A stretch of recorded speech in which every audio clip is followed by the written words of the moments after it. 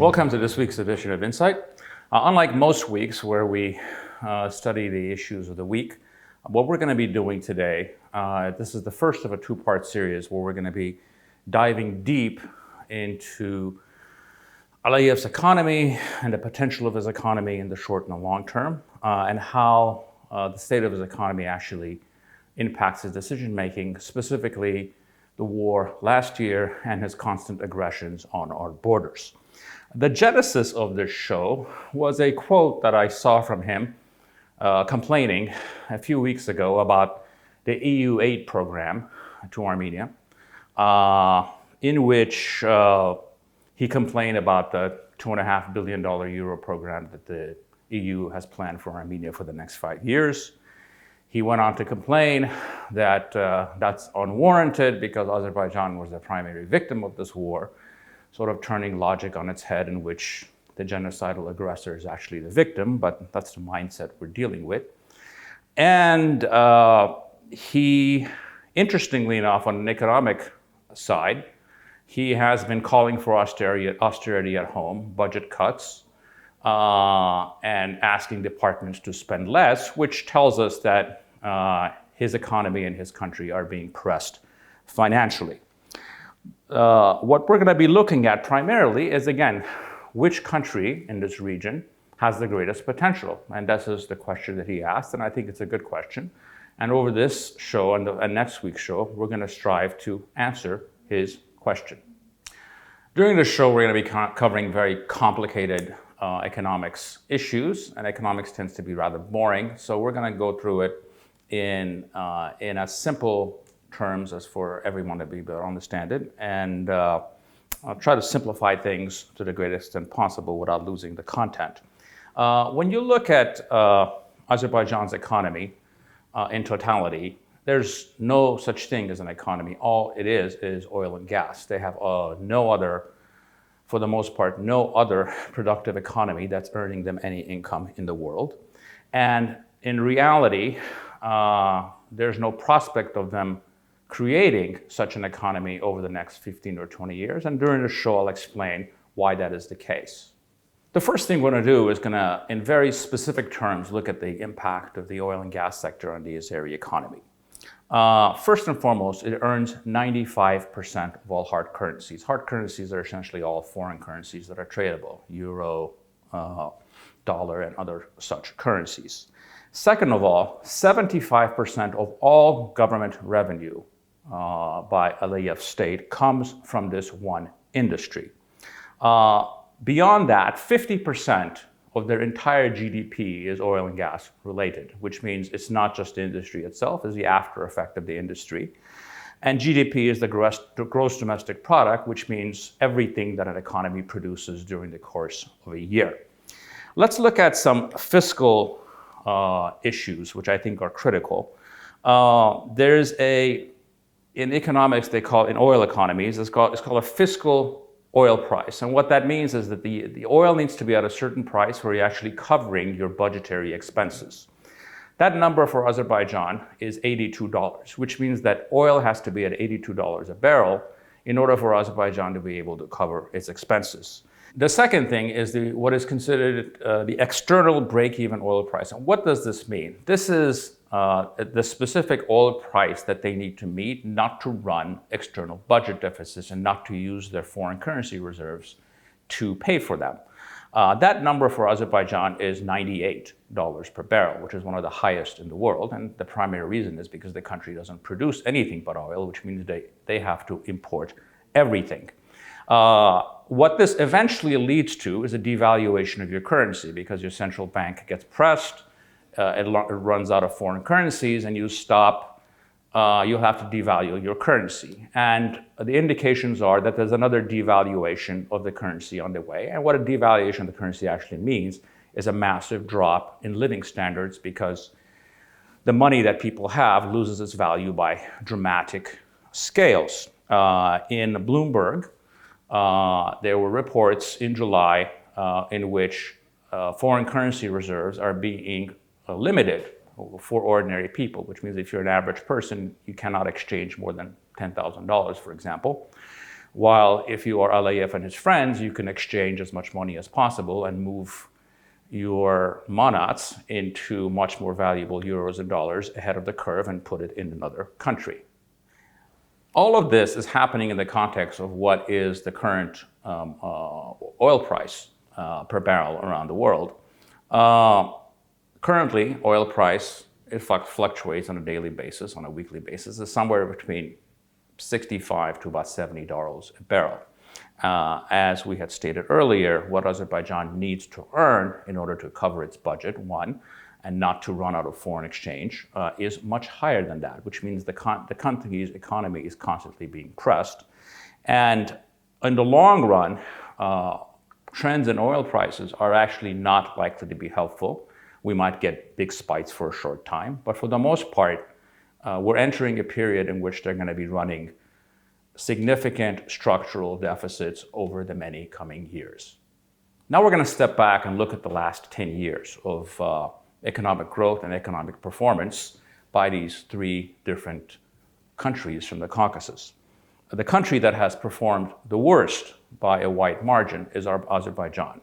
From 2010 to 2019, which is a 10-year period, the average economic growth in that country was 1.1%, which in real terms has been absolutely no growth, or actually negative growth.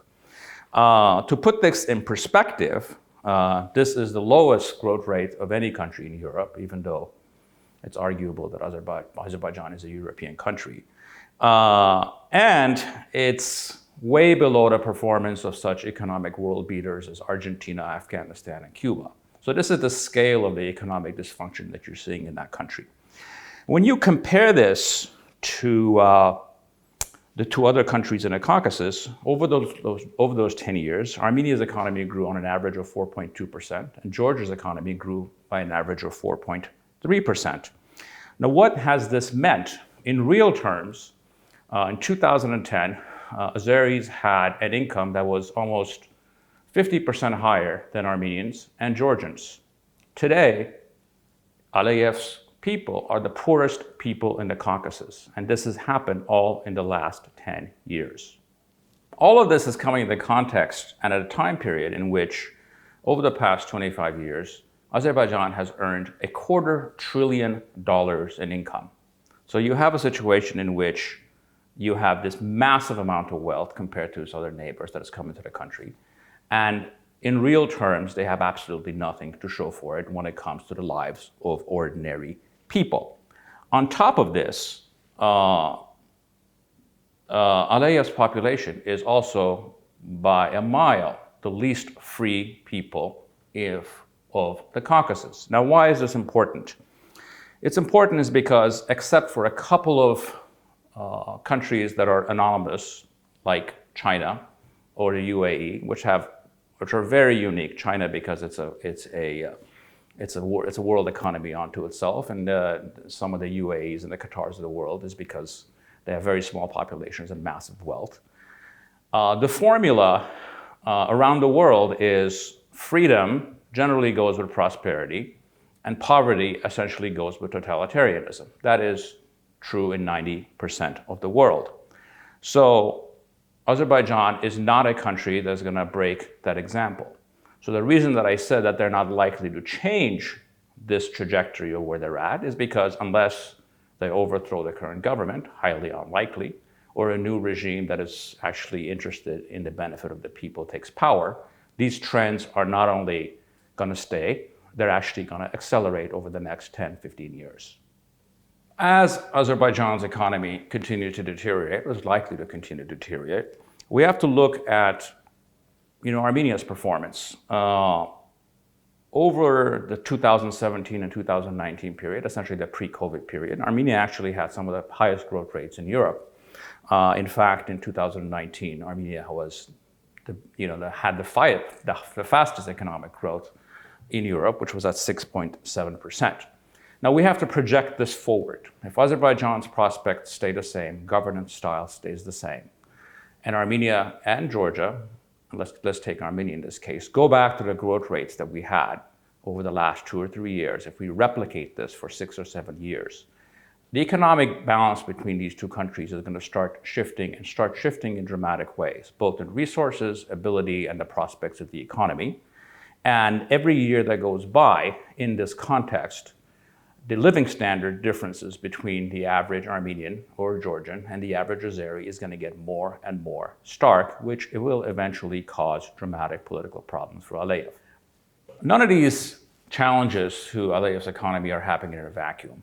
They're actually part of much bigger trends worldwide, which happen to do with the oil and gas industry and the challenges that industry is going to face over the next 25, 30 years, almost existential challenges. Let's look at Azerbaijan specifically. For many years, their oil production has been declining.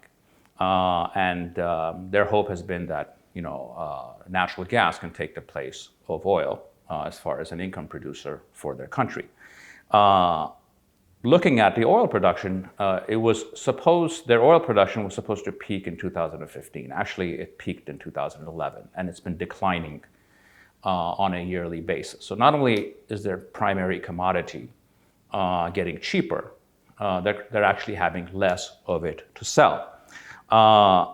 As far as the gas markets are concerned, they are, in the world scale, tiny producers. I think this TANAP line that they have put all the way through Italy is going to provide 2% of all gas needs for Europe. So they're actually small-time players compared to the Russias, the Iraqs, and the Irans.